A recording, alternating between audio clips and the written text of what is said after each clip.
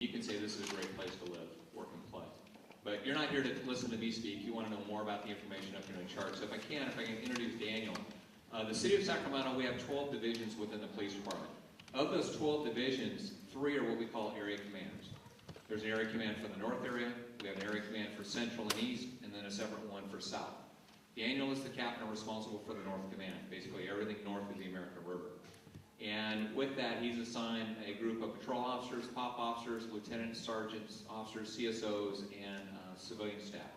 And he's got those resources to bear, plus some citywide resources. So if you think about Daniel's task, Captain Hahn's task, is to basically police North Sacramento. And that's everything for us north of the river. So I'd like to introduce Daniel and kind of go into your thing, but you've got a mic, right?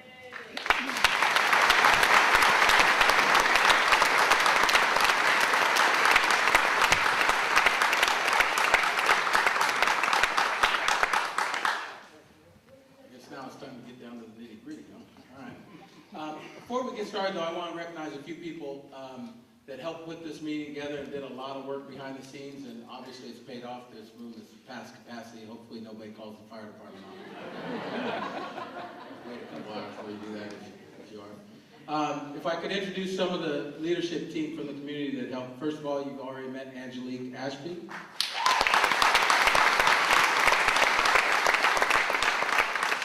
Josh Ellers is sitting in the front row there. Keith Sharwood, Paul Johnson,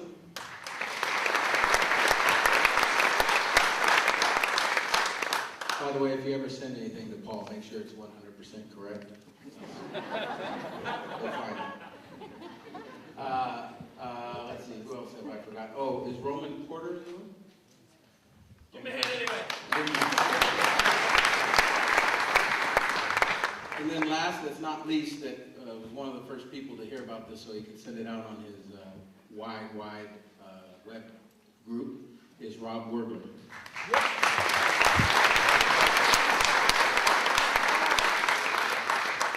Then I'd like to introduce one last person before we get down to it. As you'll see, as we go through all these crimes, you'll see why this is important. But is Lynn Corbett where? I don't remember where he went. Lynn Corbett is our new.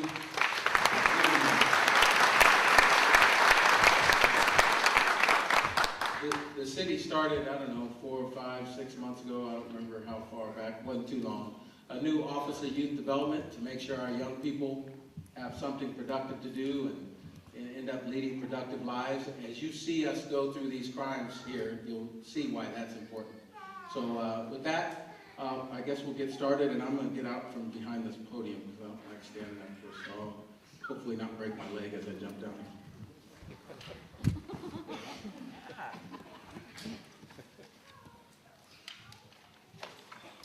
All right, hopefully most of you got a packet. We copied about 150 of them, and we ran out about 40 minutes ago. So they're supposed to be making some more. So if you don't have one, hopefully you can share with your neighbor. I think they're making some more copies, so by the time you leave, hopefully you'll have some. But the reason why we're here, the reason why the leadership group and myself talked about why this would be a good idea, is because basically knowledge is power. The more you know about what's going on in your neighborhood, and more specifically, the more you know about these crimes, the better you are at protecting yourself and your family, and also helping us catch these guys that will put an end to this. So that's the reason why we're here today, and hopefully at the end of the day we can call it a success. One thing I want to do is apologize to you up front. We will not go over every single detail on these cases. Hopefully you'll understand that. They're all still active investigations. And for example, if we were to give you names and photos of the people we have already arrested, that would ruin any photo lineups we have to do in the future. So at the end of this, when this is all said and done and we have all these people in custody and we can put these things to bed, I will definitely give you the names and the photos or whatever you would like on the adults that we arrest. And that way you can follow their court proceedings if you choose, like some people have asked, through the saccourt.com website where you can plug in a name and follow every single court proceeding, the date, the time, everything, and what the outcome was. So at the end of this, I'll be more than willing to give you all that information, but right now we're going to withhold some of that. I will give you as much as I can tonight. The last thing before we actually get into some of this is you're going to hear a lot of descriptions, and the descriptions are actually on the map, both this map and the map you have in your packet of the suspects, the suspect descriptions. But I will caution you with that. Most of these suspects that we'll get into in a minute are young, male, black. Very common description. 6 feet, 5'7", cornrows, braids, twisties. Just about describes any young kid walking down the street. So I ask you, instead of concentrating on descriptions that are written on that page, they're there if you need to see them. But concentrate more on actions that we're going to talk about here in a minute. Concentrate on more of what the people are doing when you see them, when you want to start thinking about writing down license plates, calling the police and things like that. Because otherwise, every single kid walking down the street fits these descriptions. And I don't want you thinking every young black kid walking down the street is going to do a home invasion, because that's flat out not the case. Most of them, 99% of them, are doing good things or just hanging out and having a good time in summertime. So with that, hopefully you keep an open mind. Hopefully all of you have a pen and pencil, and you can write some notes on the paper we gave you, because some of this information is not on there. I'd just like to go over some general characteristics on these home invasions first, and then we'll get into each specific one real quick and do a quick overview. First of all, there's been 15 home invasions in Natomas, both north and south, since June 1st to June 24th. There's 23 home invasions all of last year in that same area. There's 15 in the last 3 weeks. 5 of the home invasions were through open garage doors, and that's the door that the car comes out, not the side door. All 5 of those victims on the garage door home invasions were women, between ages 29 and 68. All of them were in the middle of the day, from like 1 o'clock to 5 o'clock, with the exception of one that was at 9 a.m., but still during daylight hours. So very bold. Just in the middle of the day, they're not sneaking in your house late at night, they're coming right through your garage. Let's see, 6 of the home invasions were of the kind where the suspect knocks on the front door, the victim opens the front door, and they push their way in. And by the way, all of the home invasions were at gunpoint. Every single one of them, the suspects had a gun or multiple guns.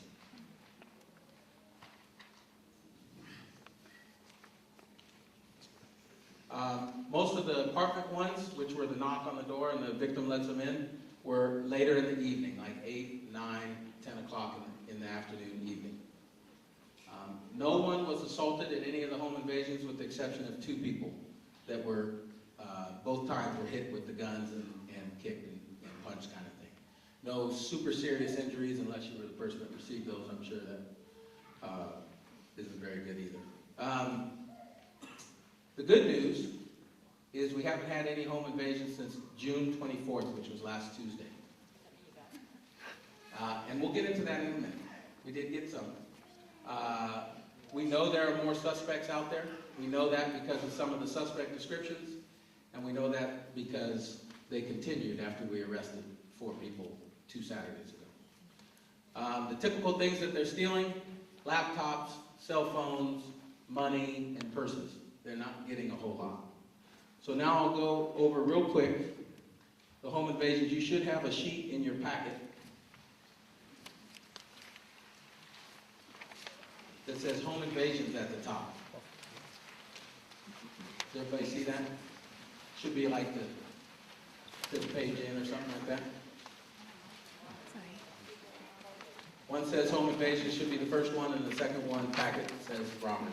So we'll start with the home invasions. The first one is the 3000 block of Delta Thule Way. That one, you also have a sketch in your packet. It's the first sketch in your packet. It's the guy with the headband.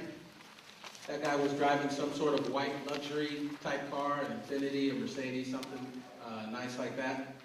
They entered through the garage and robbed the female victim that was in the house.